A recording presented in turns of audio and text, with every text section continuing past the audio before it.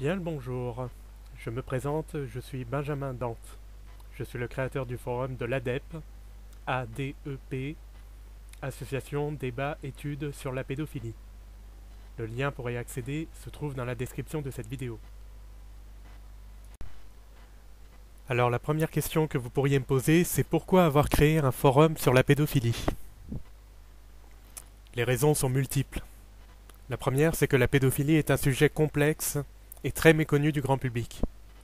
Chaque fois que nous parlons de pédophilie, c'est presque toujours pour évoquer les cas d'abus sexuels sur enfants au sein de la société. Pourtant, la pédophilie, c'est pas ça. Les abus sexuels sur enfants, c'est de la pédosexualité, pas de la pédophilie. Quoi qu'il en soit, la pédophilie est un problème de société. Pour résoudre un problème, il faut le comprendre. Comprendre pour mieux agir, pour être plus efficace, pour trouver les bonnes réponses. Les réponses à ces questions-là, notamment. Comprendre pourquoi certains pédophiles passent à l'acte. Aider des pédophiles à ne pas passer à l'acte et respecter les enfants au lieu de leur faire du mal. Aider les pédophiles qui ont des difficultés à vivre avec leurs attractions et parfois se retiennent de faire du mal. Savoir qui sont les incestueux, qui sont les pédophiles, pourquoi abusent-ils de leurs propres enfants. Savoir qui sont les pédosexuels, c'est-à-dire les personnes qui ont des rapports sexuels avec les enfants. Savoir comment fonctionne un enfant, au niveau relationnel et sexuel, ce qu'ils peuvent comprendre ou pas. Savoir comment et pourquoi souffrent les enfants abusés, et donc savoir comment les aider à moins souffrir. Punir les pédosexuels de façon plus appropriée. Comprendre pourquoi certains abuseurs récidivent alors que d'autres ne récidivent pas. Soigner les pédophiles, éventuellement pédosexuels, et ceux qui ont besoin d'être soignés. Comprendre d'où vient la pédophilie, et bien d'autres encore. Tous ces objectifs permettraient de faire progresser les problèmes que pose la pédophilie.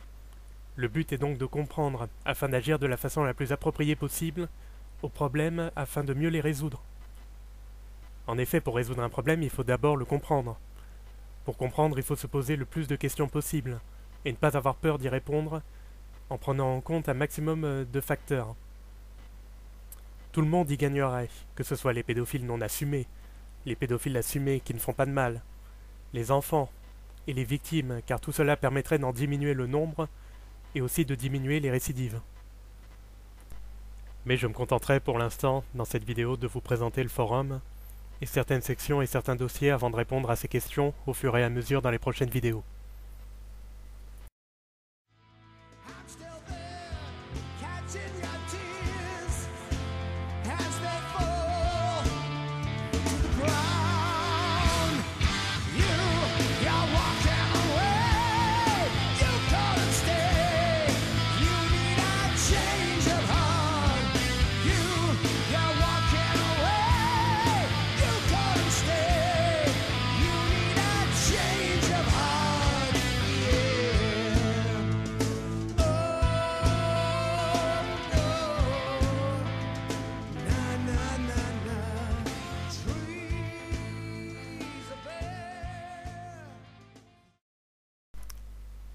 Comme vous pouvez le voir sur l'image de présentation, le forum est interdit aux moins de 16 ans.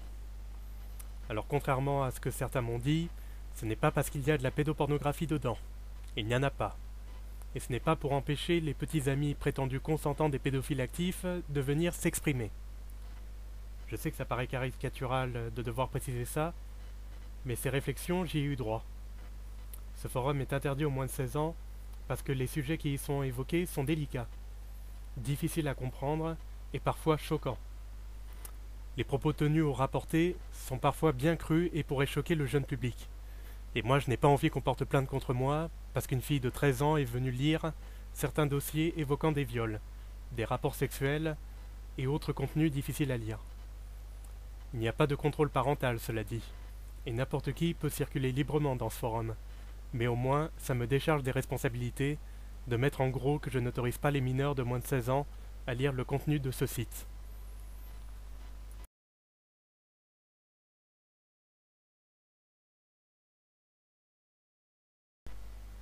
On me demande souvent qui je suis, si je suis une victime, un pédophile, un anti-pédophile.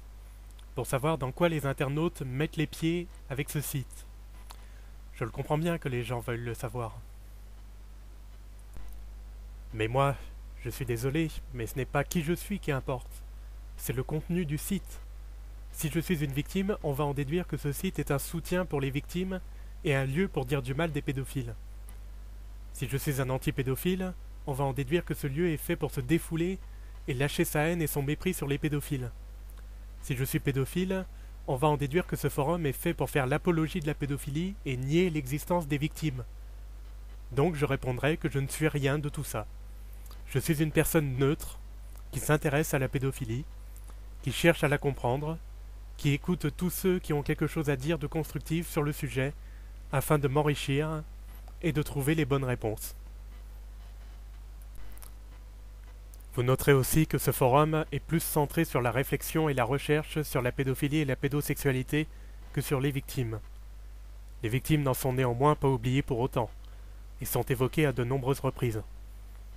Mais pour résumer, dans quoi vous mettez les pieds en entrant dans ce forum, il suffit de lire les quelques mots juste en dessous de l'image de présentation. Il s'agit d'un lieu pour débattre et étudier la pédophilie, et surtout les pédophiles. Voilà.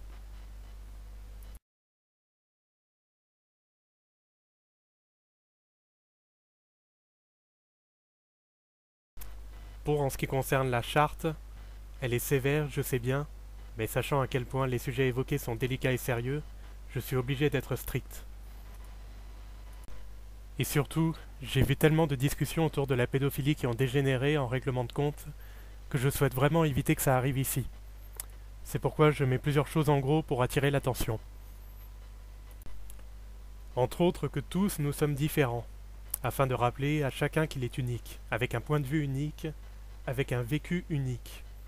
Ce n'est pas parce qu'un pédophile ne fait pas de mal aux enfants qu'aucun pédophile ne fait du mal aux enfants, par exemple. Ce n'est pas parce qu'une victime a connu un pédophile manipulateur que les pédophiles sont tous des manipulateurs. C'est en grande partie pour ça que j'ai créé 2 forums. Un pour que les victimes puissent s'exprimer librement, et un autre pour que les victimes puissent s'y exprimer librement. Je ne mets pas les deux ensemble, les victimes et les pédophiles, car c'est souvent entre eux qu'il y a des règlements de compte. Les pédophiles accusant les victimes d'en faire trop et de généraliser, et les victimes accusant les pédophiles d'être des violeurs d'enfants. Je caricature et généralise un peu, je sais que tous les pédophiles ne sont pas tous comme ça, pareil pour les victimes, mais ça arrive fréquemment quand même, ce genre de règlement de compte. Et c'est pour ça que dans les sections consacrées au débat, je dis bien qu'il est interdit de parler de soi-même, afin de garder un certain recul et de rester objectif. Et aussi pour ne pas que ça dégénère.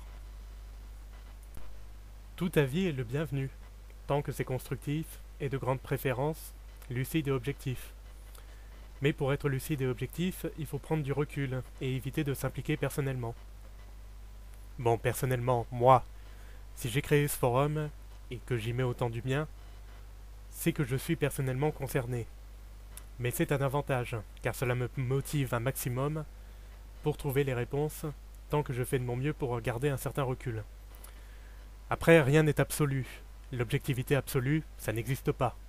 Il y a forcément une part de moi qui influe dans les raisonnements que je fais. Je ne peux pas tout voir de mes propres yeux.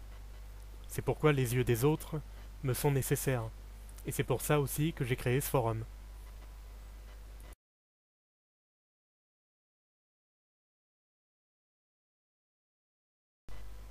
Maintenant, je vous présente la section A du forum.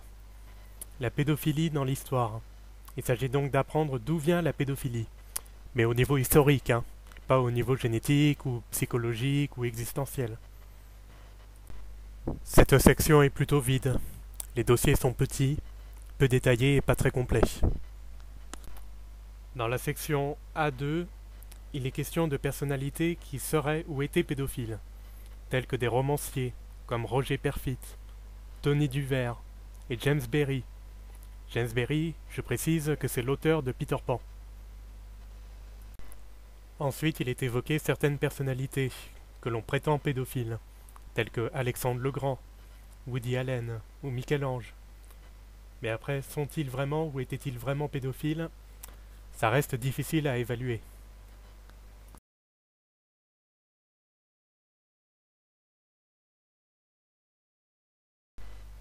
Maintenant, voyons la section B du forum.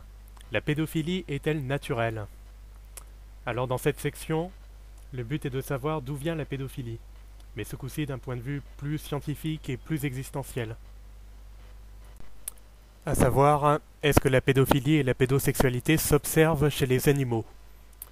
Est-ce que c'est une maladie? Est-ce que c'est génétique? Est-ce que les femmes pédophiles existent? Les femmes pédosexuelles existent, ça c'est confirmé. Mais beaucoup doutent de l'existence de femmes véritablement pédophiles. Je rappelle que la pédophilie c'est l'attraction sexuelle pour l'enfance. Et la pédosexualité, est-elle, elle, une maladie? Quel rôle jouent les parents castrateurs dans la pédophilie? Les parents castrateurs qui interdisent à leurs enfants de grandir, ne seraient-ils pas des pédophiles en quelque sorte? Et qu'est-ce que le syndrome de Peter Pan? Ce syndrome qui pousse un individu à refuser de grandir, à vouloir rester enfant, ou redevenir un enfant. Est-ce de la pédophilie? Tant de questions auxquelles les réponses pourraient permettre de faire de gros progrès dans la compréhension de la pédophilie.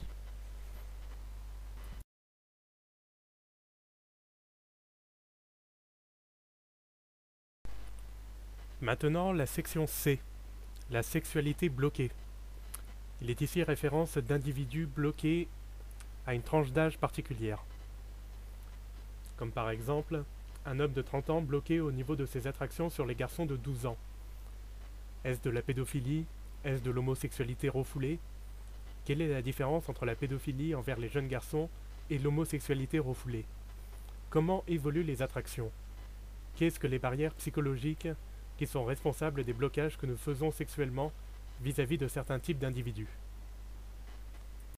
Les réponses se trouvent dans les dossiers de la section C. Je répondrai juste vite fait que la pédophilie, encore une fois, c'est l'attraction sexuelle pour l'enfance. Si un individu, peu importe son âge, est attiré sexuellement par un garçon de 12 ans, il y a deux possibilités.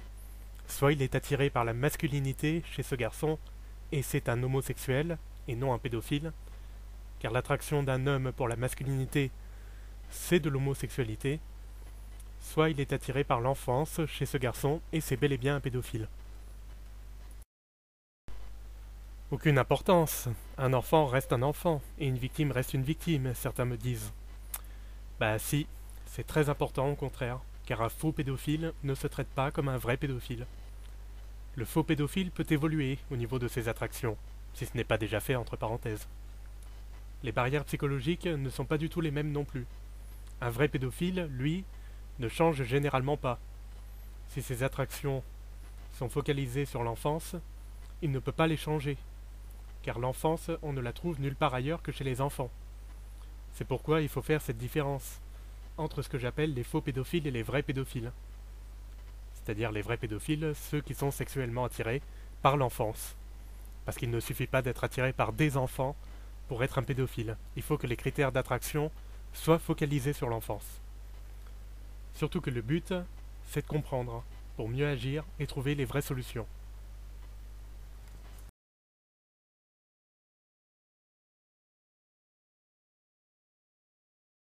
La section D du forum, les cas soignables.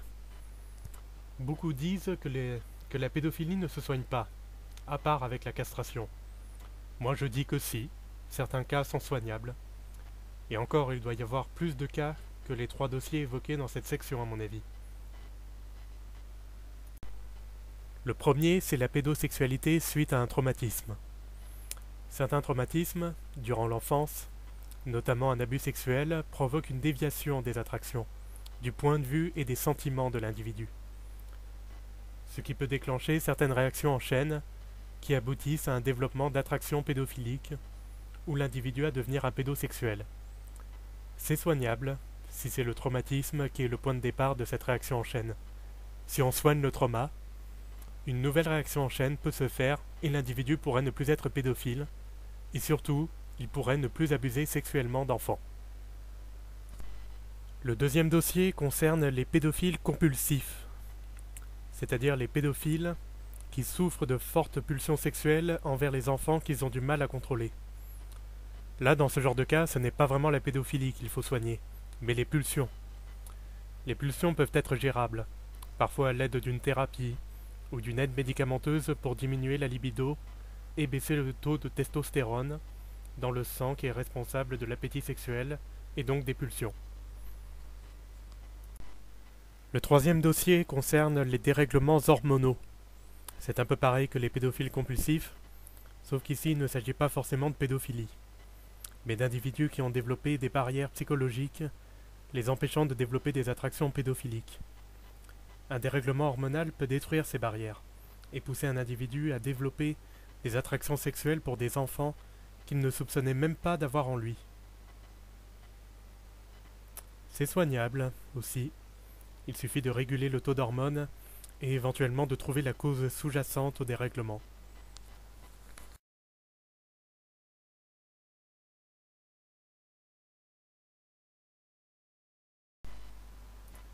La section E du forum concerne les différents types de pédophiles.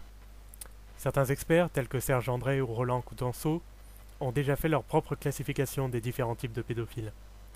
Tous les deux considèrent qu'il y a 3 types de pédophiles différents. Moi, ce n'est pas mon cas. Pour moi, il y en a beaucoup plus que ça. Voici quelques exemples. Les exclusifs, les préférentiels, les non préférentiels, les pédophiles assumés, les pédophiles non assumés, les actifs, les passifs, les semi-passifs, les pédophiles névrosés, les compulsifs, les tardifs, et bien d'autres encore. Et un pédophile peut être plusieurs types de pédophiles à la fois. Si on tient compte du nombre de combinaisons possibles, on en arrive à plus de 40 000 possibilités, soit plus de 40 000 types de pédophiles différents. Alors quel est l'intérêt de faire une classification avec autant de possibilités, vous pourriez me demander? Eh bien je le redis, pour comprendre la pédophilie, il faut tenir compte de chaque facteur. Plus on saura préciser à quel cas de figure correspond un pédophile, plus on pourra bien cerner son cas. Et plus on aura cerné son cas, plus on pourra s'approcher des réponses aux questions le concernant. Cette section évoque donc plusieurs dossiers sur différents types de pédophiles. Il y a notamment les pédophiles assumés, les non assumés, et pourquoi certains pédophiles assument leur pédophilie, alors que pour d'autres, être sexuellement attiré par l'enfance, c'est vraiment un cauchemar. Les pédophiles, que les experts qualifient de pervers, sont aussi évoqués, en commentant un livre « Qu'est-ce que la pédophilie » de Serge André, dans lequel l'auteur commente l'autobiographie d'un pédophile de type pervers. Il y a aussi un dossier sur les pédophiles sadiques, qui sont plus compliqués à comprendre qu'on pourrait le croire. Cette section contient également plusieurs témoignages de pédophiles passifs, extraits du livre « Pédophilie, prévenir pour protéger » de Latifa Benari, la fondatrice de l'Ange Bleu, que je salue au passage. Les témoignages sont très intéressants, et suivis de mes commentaires et de ce que j'en pense.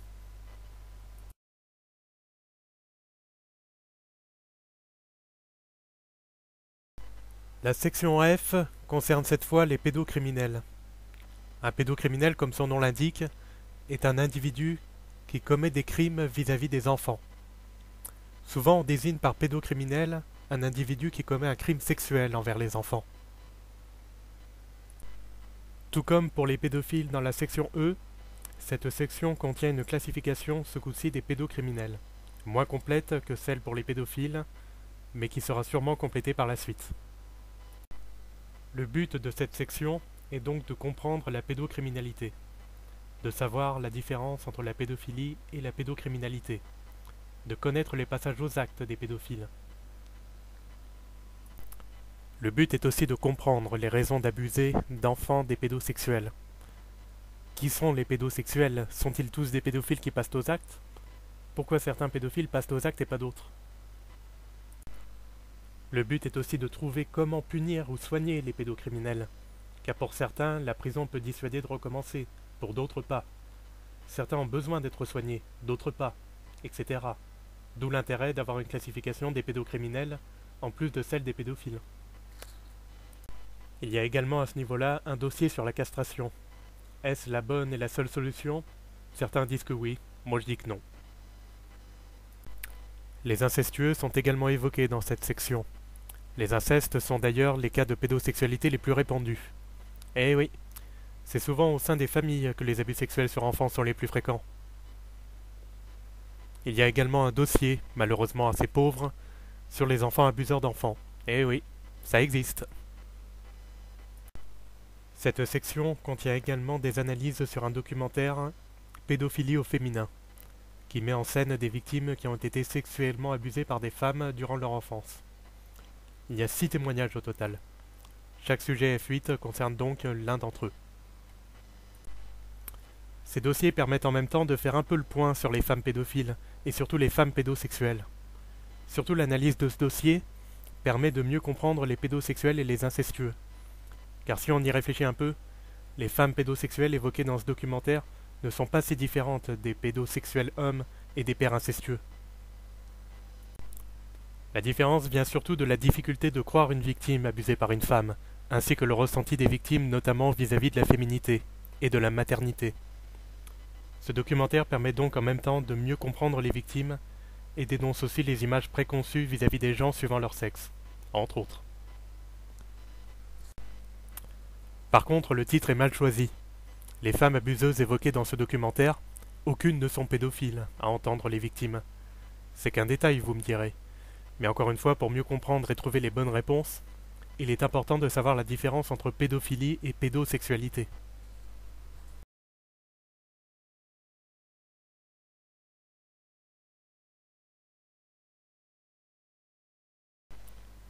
La section G est consacrée aux enfants.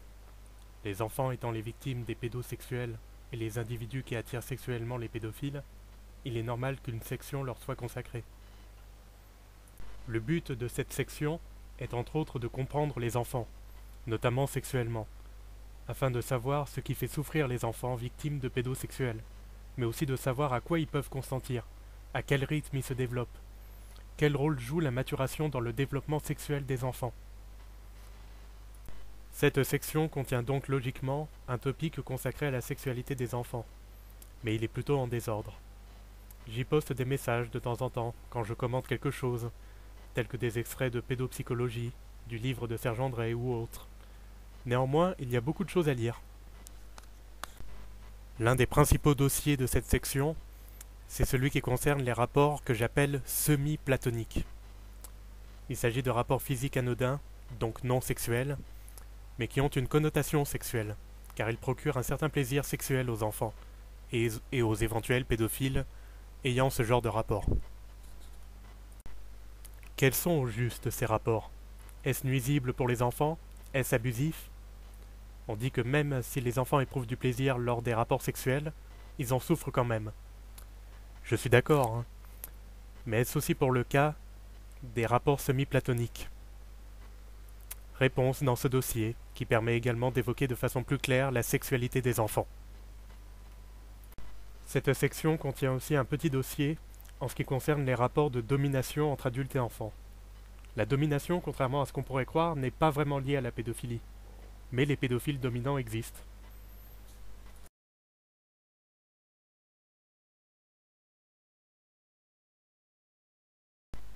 La section H est consacrée au point de vue des gens sur la pédophilie. Il y a donc un dossier sur le point de vue des victimes, accompagné d'un dossier sur le pardon des victimes envers les pédocriminels. Dans ce dossier, il est décrit les facteurs qui permettent aux victimes de pardonner ou pas leur abuseur. Il y a aussi un dossier sur le point de vue des gens en général, évoquant la névrose de conversion. La névrose de conversion est un syndrome particulier que j'évoque souvent. C'est un processus qui consiste à s'automutiler mentalement ou de transmettre un sentiment de malaise à quelqu'un par la force de persuasion de son entourage. Dans ce dossier-là, l'influence des médias est également mise en valeur. La section contient également 2 dossiers importants sur les pédophiles. Le premier évoque la honte des pédophiles vis-à-vis de leurs attractions et de leurs actes. Le deuxième est consacré aux critères d'attraction des pédophiles, à savoir qu'est-ce que les pédophiles trouvent d'attirant chez les enfants. Et un dossier qui compare de manière étonnante les pédophiles et les antipédophiles, et démontre que entre certains pédophiles, notamment les pervers et les antipédophiles, il y a bien plus de ressemblances que de différences. Les antipédophiles, qui sont des individus fortement hostiles envers les pédophiles, un dossier leur est consacré aussi. Souvent, ce ne sont pas des victimes, ni des proches de victimes. Ce sont surtout des gens haineux qui prennent plaisir à propager leur mépris.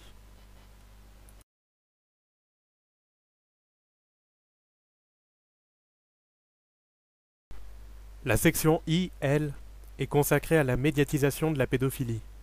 Cette section est assez vide, malgré une grande importance.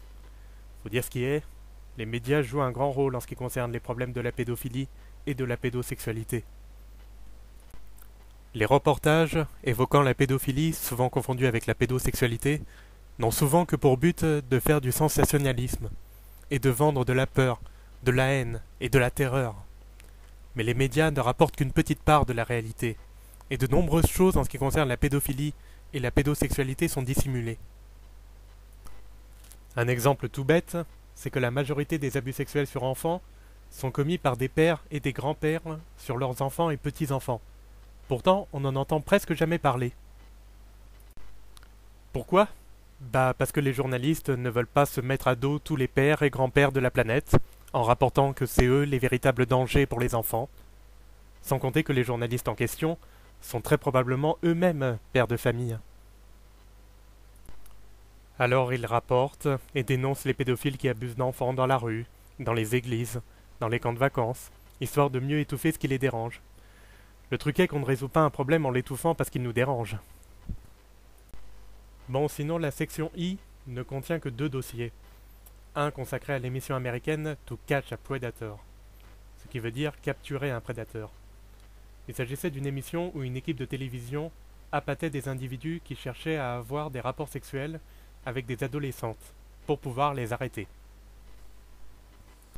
L'autre dossier évoque des films et séries télévisées évoquant la pédophilie.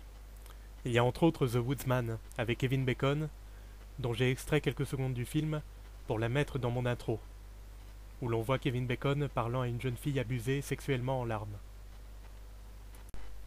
Il y a aussi Loverboy, encore avec Kevin Bacon, qui est aussi le réalisateur, qui parle d'une mère possessive, limite amoureuse de son fils, et d'autres films encore. Les films évoquant la pédophilie sont aussi répertoriés dans le forum Œuvres sur la pédophilie ou pédosexualité.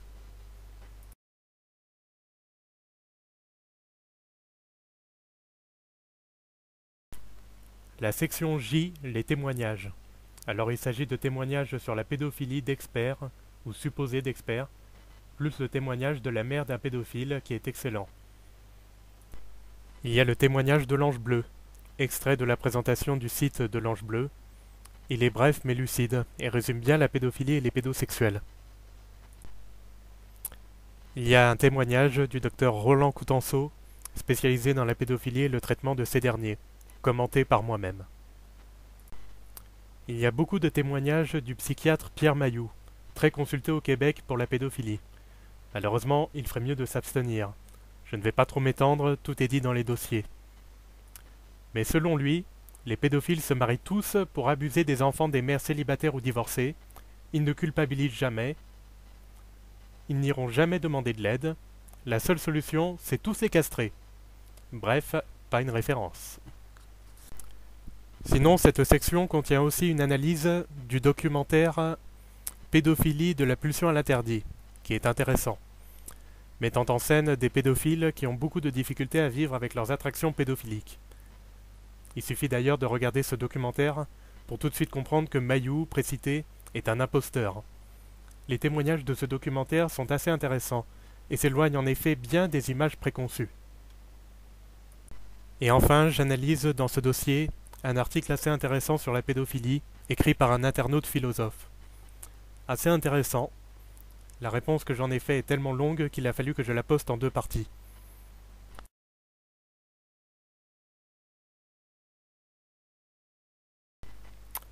La section K concerne les lois.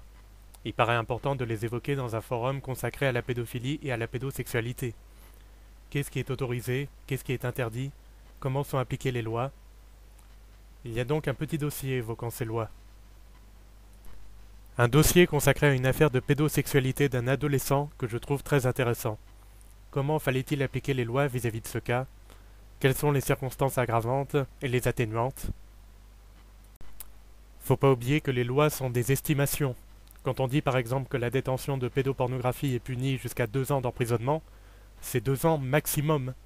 Va-t-on punir quelqu'un qui a quelques photos pédoporno autant qu'un autre qui a des centaines de vidéos? La réponse est évidente.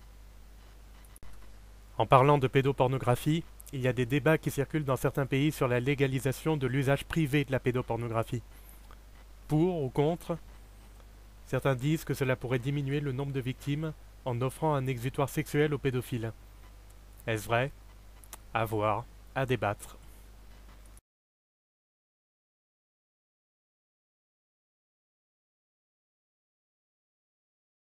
La section L, quant à elle, est assez vide. Elle parle de l'asexualité. Notamment, il y a le dossier sur ce que j'appelle le syndrome de James Berry. James Berry, je rappelle que c'est l'auteur de Peter Pan. Mais le syndrome de James Berry n'est pas la même chose que le syndrome de Peter Pan. Il s'agit d'une forme de pseudo-asexualité que j'ai déjà eu l'occasion d'observer. L'individu ayant ce syndrome ne possède pas de réelle attraction sexuelle, notamment due à une sorte d'immaturité sexuelle.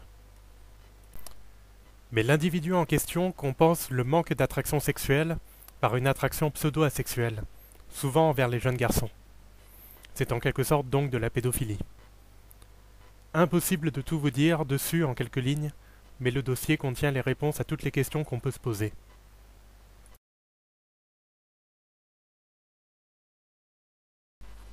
La section M est sur les victimes de pédocriminalité. C'est probablement la plus complète du forum.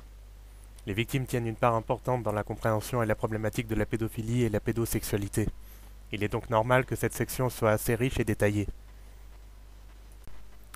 Il y a un dossier d'introduction. Qu'est-ce qu'une victime? Parce que oui, tout comme les pédophiles, pour pouvoir parler et analyser les victimes, il faut déjà savoir ce que c'est. Ensuite, il y a un dossier sur les circonstances des abus sexuels, parce que les abus sexuels ne se produisent pas tous de la même façon. Il y a l'âge de la victime au moment de l'abus sexuel, la fréquence des abus sexuels, la durée des abus sexuels, et bien d'autres encore.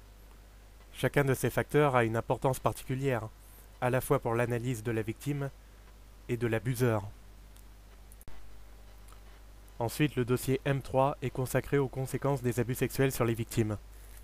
Entre autres, les conséquences sont terreur nocturne, cauchemar, dégoût envers soi-même, honte, culpabilité, confusion, désorientation, et bien d'autres encore. Il y a donc différentes choses à traiter chez les victimes d'abus sexuels. Une thérapie très intéressante et qui a bien fait ses preuves est évoquée dans le dossier M4. Je résume qu'elle consiste à modifier petit à petit le point de vue de la victime. Comme je dis souvent, nous agissons en conséquence du point de vue que nous avons.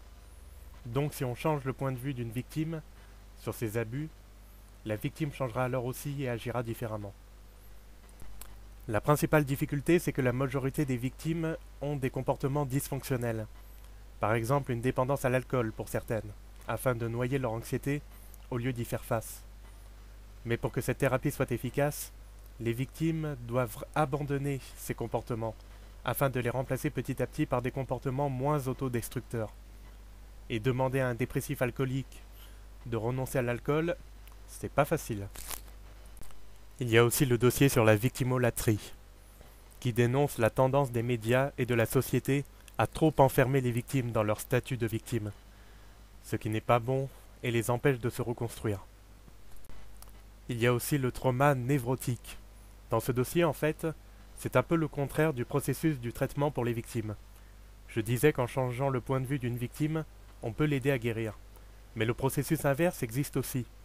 C'est-à-dire on peut modifier le point de vue d'une prétendue victime pour la faire agir en victime et la traumatiser. Un dossier important, c'est celui sur les 2 axes traumatiques, où il est question de la présence ou non d'un trauma suite à un rapport pédosexuel non violent. 80% des rapports pédosexuels sont non violents, et parfois, il n'y a aucun traumatisme. On dit qu'il n'y a pas de réponse au fait qu'il n'y a parfois aucun traumatisme. Moi je dis que si. Il faut juste les chercher et ne pas avoir peur de les trouver. Le dossier M8 concerne les abuseurs d'enfants qui ont eux-mêmes été abusés. Certains vont carrément dire que c'est un mythe, sous prétexte qu'ils n'ont pas connu des victimes qui sont devenues par la suite des abuseurs. J'aimerais bien moi aussi que les abuseurs abusés n'existent pas, mais ils existent et on doit en tenir compte. De même que certains enfants battus battent leurs enfants à leur tour, et on se doit de comprendre pourquoi, afin d'aider à ce que ça n'arrive plus. Et enfin, il y a des témoignages de victimes. Mis à part celui-là, tous sont extraits du livre « Pédophilie, prévenir pour protéger » de Latifa Benari. C'est un très bon livre, c'est l'un des seuls sur la pédophilie et la pédosexualité dont je recommande la lecture.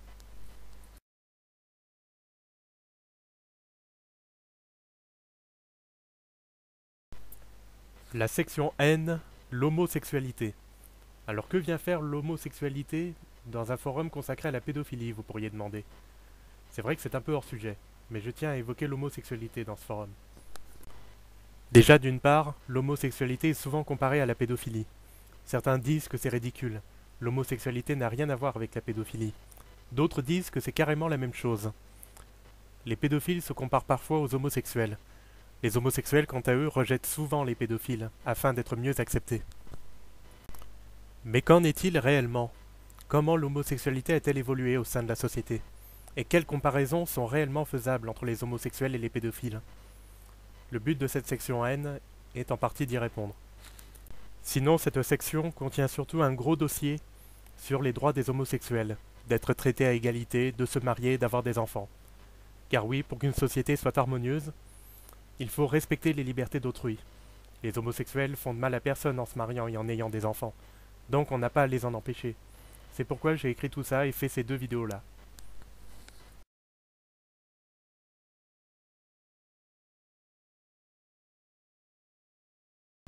La section O, il s'agit ici de l'instinct parental.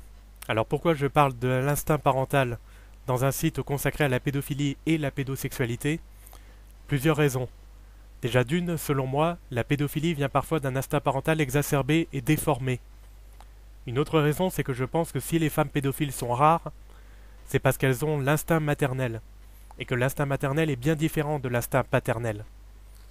Et encore une autre raison, c'est que l'instinct parental joue un grand rôle dans les affaires d'inceste. Souvent, les pédosexuels incestueux ne sont pas de vrais pédophiles, mais des individus qui n'ont aucun instinct parental. Et enfin, l'importance d'évoquer l'instinct parental est aussi qu'il y a deux façons d'aimer les enfants. Et l'amour envers les enfants joue un rôle important dans la pédophilie. Car il ne faut pas oublier que la pédophilie, ce n'est pas que de l'attraction sexuelle envers les enfants, mais aussi parfois de l'amour envers les enfants. Voilà, c'est fini pour cette vidéo de présentation de l'ADEP. Je rappelle que le but est de comprendre pour mieux agir, pour mieux aider les pédophiles en détresse, les pédosexuels à ne pas récidiver, les empêcher de faire du mal aux enfants, mieux punir les pédocriminels, mieux soigner ceux qui en ont besoin, mieux aimer et protéger les enfants, et mieux venir en aide aux victimes. Si vous avez quelque chose de constructif à partager sur tout ça, si vous êtes un pédophile ou une victime et avez besoin de parler, n'hésitez pas, je répondrai du mieux que je peux.